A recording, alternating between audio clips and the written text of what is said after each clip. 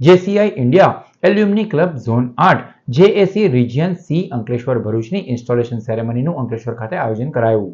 JCI India alumni club zone 8 JAC region C Ankleshwar ભરૂચની installation ceremony Ankleshwar ખાતે યોજાઈ હતી, જેમાં JC Kamlesh Panchal regional chairman તરીકે નિમાયા હતા.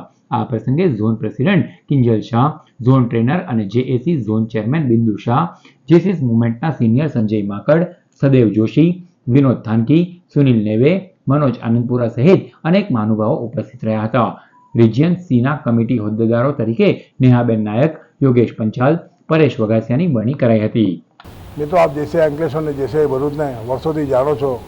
એ સેવાકીય કાર્યો વર્ષોથી કરતા આવ્યા છે અને જેસીઆઈની પ્રણાલી પ્રમાણે 40 પછી કોઈ પોસ્ટ ન મળતા જેએસીનું એક નિર્માણ કરવામાં આવ્યું છે જેસીઆઈ દ્વારા.